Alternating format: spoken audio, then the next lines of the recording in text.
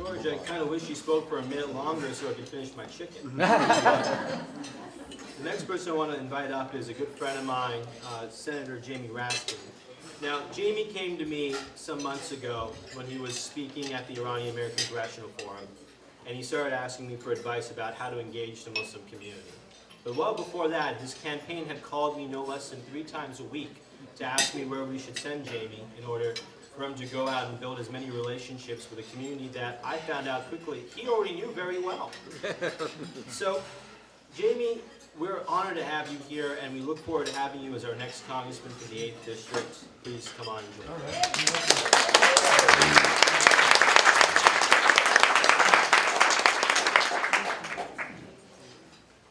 Hamza, thank you very much for your sweet words. I'm going to give you time to finish your chicken. And, you know, I'm a senator. I know how to filibuster, man. So settle in. I've got some stuff to say. I'm so delighted. I see Frank has already left. Did he go get more food? He's right there. Frank, Debbie, thank you for your extraordinary hospitality and inviting us, all of us here. Every time I come here, I feel like I should bring a suitcase and, you know, have a slumber party someplace. So, thank you very much. It's delightful to be with everybody. And forgive me for being a little bit political, but we're in a home, we're not in a mosque, so I'm going to be a little bit political. Is that all right with you guys? You know, I'm in the middle of campaign season, and you know, the Trump thing is driving me crazy because. In America, we've made such extraordinary progress since we started. You know, we began as a slave republic of Christian white male property owners. That was the way we started. But we also started with some extraordinary ideals that Jefferson put into the Declaration of Independence about the equality of all people, about liberty, about the separation of church and state, about the freedom of worship. And the progressive liberal tendencies have won out through these extraordinary popular struggles we've had. The Civil War, the 14th Amendment saying equal protection and due process for everyone, the 15th Amendment saying no discrimination in voting rights, the 19th Amendment, women's suffrage, the 24th Amendment, no poll taxes, you can't discriminate on the basis of wealth in voting. The 26th Amendment lowered the voting age. We've opened America up with the Civil Rights Act and the Voting Rights Act of 1965. And now we've got the nominee of one of the 2 major political parties in America talking about private business litigation, him getting sued by thousands of students in a class action suit for fraud.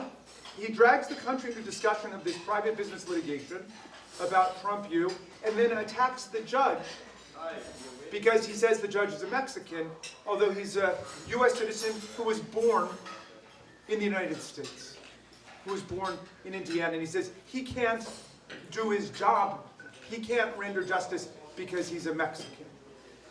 That is the definition of racism, to say that somebody cannot perform their job, especially a judge who is sworn to be impartial and objective. That is the definition of racism.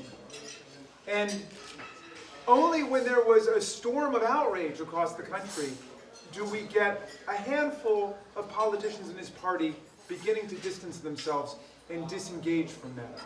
What's the logic of that argument? Does it mean that Justice Sandra Day O'Connor and Justice Ruth Bader Ginsburg can't decide cases relating to women's rights, to abortion? But then, of course, if they can't do it, why can the male justices do it?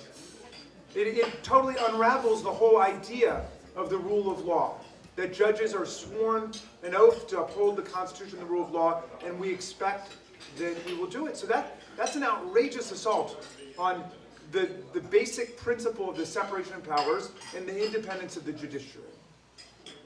And he compounds it with racist insults, sexist insults, calling women dogs and pigs, and other comments like that.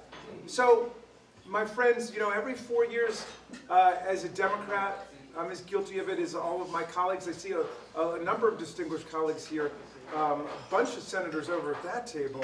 Look at them. Senators Feldman and Nano and Lee, distinguished delegates, we got everybody's here. But every 4 years we come to you and we say, this is the most important election of our lifetime. Forget all of that. This is the most important election of our lifetime. This is it. This is it. Okay? Donald Trump's talking about building a wall, and he's going to make Mexico pay for it. Imagine the affront that constitutes to an entire nation, which is one of our biggest allies, biggest trading partner on earth. He's giving the finger to an entire country, right? So we need a wall. What we need is the wall of separation between church and state that Thomas Jefferson talked about. That's the wall that Donald Trump and the Republican Party need to relearn. You know, because the attacks on Muslims in this campaign have been absolutely outrageous. To say that we're going to ban an entire religious faith from entering our country cuts against every constitutional principle we have. The freedom of religion and free exercise of religion, no establishment of religion, equal protection of the laws, due process of the laws. And how stupid does Trump think that we are? How stupid does he think that terrorists are? If you're a terrorist of any faith, you're not going to check off that box when you apply.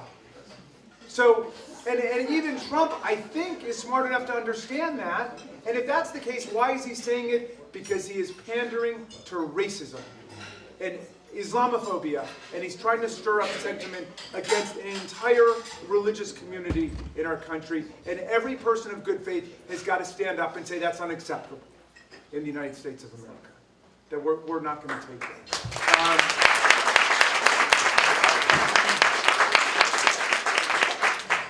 You know, and when you're in public office, you've got to deal with that. There are people who confuse their own religion with the government of the country. We had a colleague in the state senate named Nancy Jacobs who wanted to introduce a bill to endorse the 10 Commandments. And I said, Nancy, the 10 Commandments have been doing fine for millennia without the endorsement of the Maryland General Assembly. They don't need us.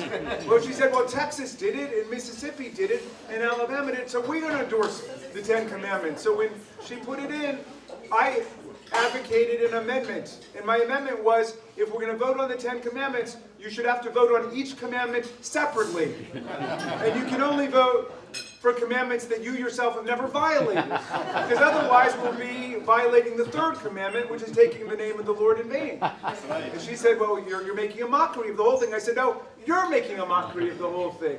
There's a reason why the founders in their wisdom said that we will allow people in the privacy of their churches and mosques and synagogues to deal with religious questions. We're not going to put them on the floor of the Maryland State Senate, the Maryland House of Delegates. Believe me, we got enough problems without trying to sort out religious conflicts and questions of theology. It's an important election, and I'm thrilled, Hamza, that you've been so involved. Frank, I'm thrilled that you've gotten involved. I know a lot of people look down on politics now. A lot of people just don't want to get involved. They think it's a dirty business. But let me just say, that's part of the strategy too, is to demoralize people and to make people think that it's got to be dirty, it's got to be vulgar and corrupt and down low. It doesn't have to be like that. We can lift it up, and I'm just happy to be with people who are lifting up our politics and our country and our state and our community every day. Thank you.